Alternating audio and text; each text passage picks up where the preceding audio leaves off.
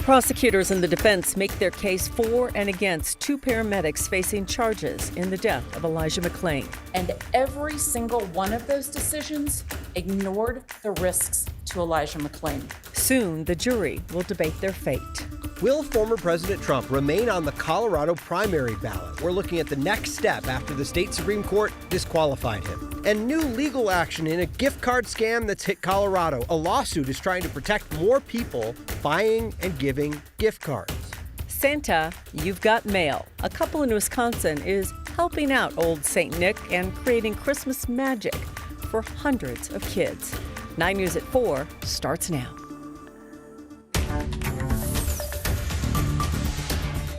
Good afternoon. Thanks for joining us. The decision by Colorado's Supreme Court to disqualify former President Trump from Colorado's primary ballot already having a ripple effect. The Democratic Lieutenant Governor of California now wants California's Secretary of State to disqualify Trump from that state's primary ballot. But none of that will happen until the U.S. Supreme Court hears a likely appeal. So 9 News political reporter Marshall Zellinger hanging in there today. And Marshall, you just spoke with one of the voters who got this case moving to begin with. Right. Norma Anderson is a well-known Republican in Colorado, a former state lawmaker. She was one of 4 Republicans and 2 unaffiliated voters who brought this lawsuit with the help of a liberal group in Washington, D.C. Today, at her home, she showed us the pocket U.S. Constitution that she keeps by her chair, the one she referred to when deciding herself that the 14th Amendment disqualification should apply to Trump.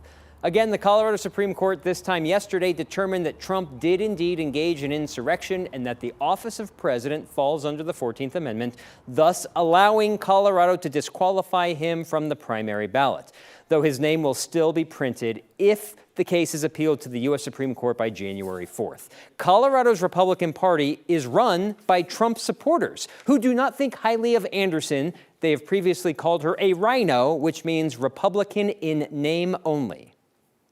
I'm on their Rhino Hall of Shame. And I don't really care because they are not the Republican Party that I was born in, raised in, volunteered, campaigned, and represented. What are they? The Colorado GOP has said it will appeal to the U.S. Supreme Court. Interestingly, the Colorado GOP and Trump himself, they were not sued in the lawsuit. They joined as what's known as interveners.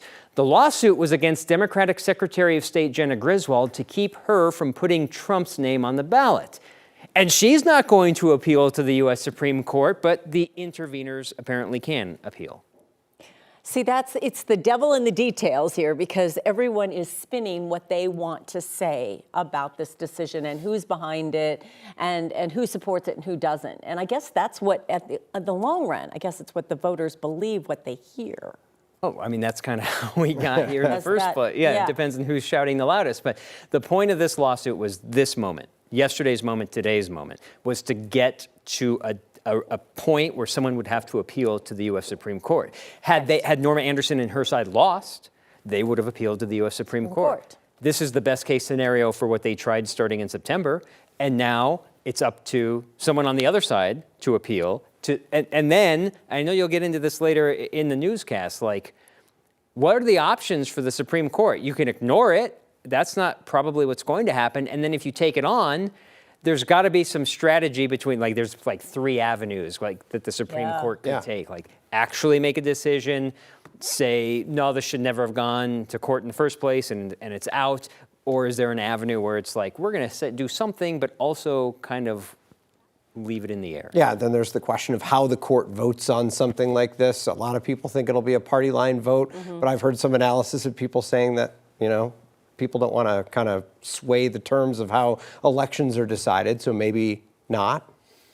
This is what, I mean, ever since September, this has been the question in the air. If it got to the Supreme Court, what would happen? Well, now we're here, and let's find out what might happen. Yeah. Longtime Coloradans know Norma very well. You're going to have more at 6? Absolutely. Oh, yeah. Her discussion about the Constitution, Republicans' thoughts of her, and why she brought this in the first place. All right. Thank you, Marshall.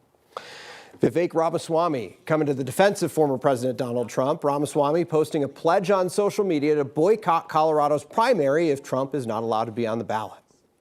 I refuse to be complicit in that. I think what they're doing is wrong. And I think it's up to Republicans to step up and stand up with a spine for our country's future. That's really what's at stake.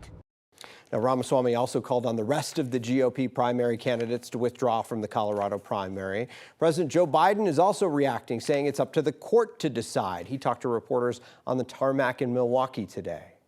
Now, whether the 14th Amendment applies, I'll let the court make that decision. But he certainly supported an insurrection. There's no question about it. In about 10 minutes, we'll continue this conversation with a constitutional law expert. You can also stay up to date on this story as it plays out in the court. See our extended coverage. Just download the free 9 News app. An update today, prosecutors will not file charges against the officers who shot a man with a marker, a drawing marker, in August. Officers shot and killed Brandon Cole after responding to a domestic violence call. Police say witnesses saw him throw a woman in a wheelchair to the ground and assault a 14-year-old child. Today's decision letter says Cole moved toward one of the officers aggressively. Another officer reported he was armed with a knife. It was later determined he was holding a black marker. The letter says he didn't respond to commands and wasn't stopped by a taser, thus justifying the use of deadly force.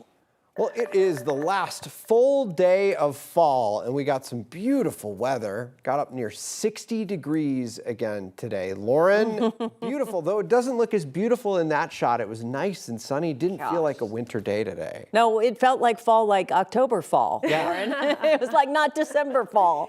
No, we saw that sunshine early today, and that helped us get above average, but that cloud cover has started to move its way in. We'll stay pretty mild tonight, and then tomorrow, tonight's cloud cover will start to move back out. We have a live look out in Aspen. People here enjoying their afternoon, cloud cover or not. At DIA, we're at 54 degrees. It's cloudy out there. We have winds coming in from the northeast at around 8 miles per hour. With temperatures this warm, though, not really having an effect on the wind chill just yet. That's usually going to be an issue after the sunsets. But as we take a look at our HD Doppler radar here, we do have a system off to the west that's churning lots of repercussions, especially some showers through New Mexico, and that's what's going to continue to push its way northward into Colorado. So we're seeing these very spotty snow and even rain showers across the western slope. But as we make our way west of Denver, west of Fort Collins, the foothills and high country areas, seeing some light snow showers as well. So we're going to continue to monitor this, and even as we move forward, we're going to see mild conditions across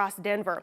Move ahead in my 7-day forecast. We're going to continue to see a few more days of warm weather in the upper 50s, maybe even 60 degrees tomorrow. We'll see this in and out cloud cover over the next few days before our next system brings in a possible white Christmas. I'll have those details for you in my full 7-day forecast.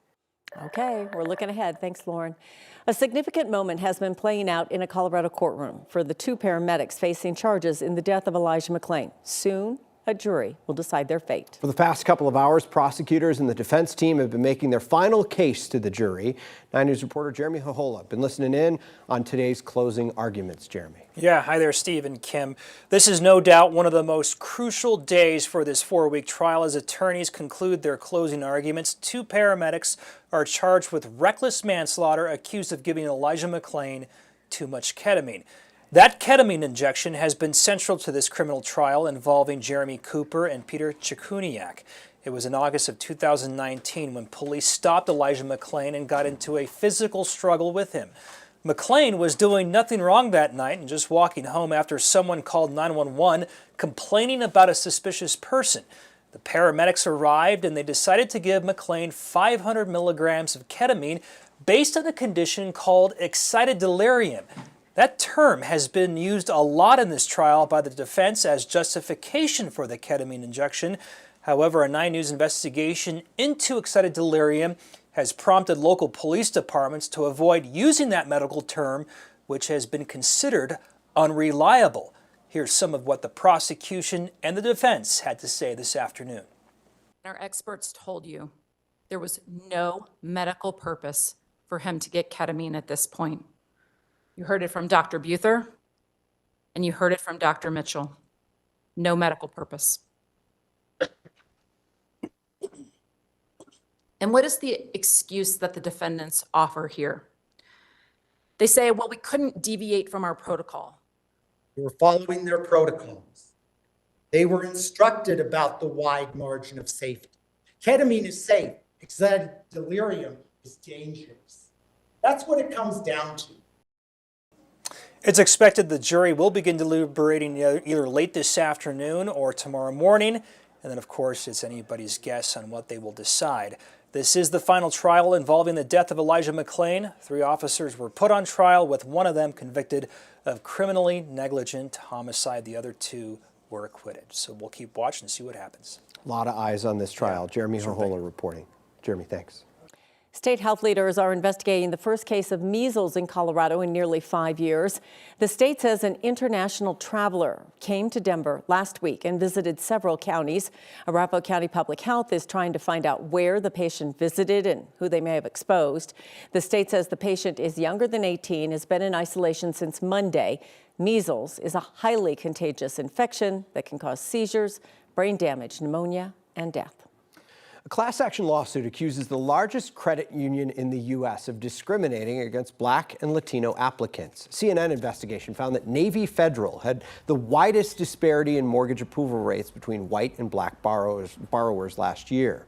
The credit union approved of 75% of white borrowers in 2022. It only approved 50% of Black borrowers who applied for the same loan.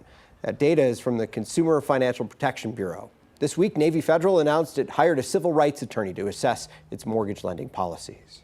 No deal in our nation's capital this week. Senate Majority Leader Chuck Schumer and Minority Leader Mitch McConnell said senators will not reach a deal on immigration and funding for Ukraine this week. Schumer said the Senate is pushing negotiations, including aid for Ukraine and Israel, to early next week. This week, the White House warned that an aid package scheduled for Ukraine later this month will be the country's last without a deal from Congress.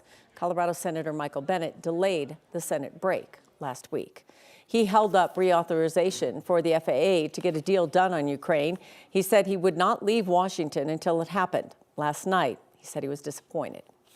Border officials in El Paso, Texas say they've counted about 1,000 migrants per day entering the U.S. this month, and they're concerned that people aren't using official entry points. The fence on the southern border has many gates. These aren't considered legal entry points, but many migrants think they are. Border Patrol takes people who enter through these gates into custody. Officials don't know if misinformation on how to legally enter the U.S. is spread intentionally. The only way to enter the U.S. legally is through official ports of entry. Denver continues to welcome new migrants daily. According to the city, the dashboard they have, so far today, more than 120 people have arrived in the city. More than 3,600 people are currently being sheltered. And just this week, the city approved funding to lease the Mullen home to shelter incoming migrants. Officials called the temporary housing critical for providing people who want to stay the time they need to find a more long-term solution.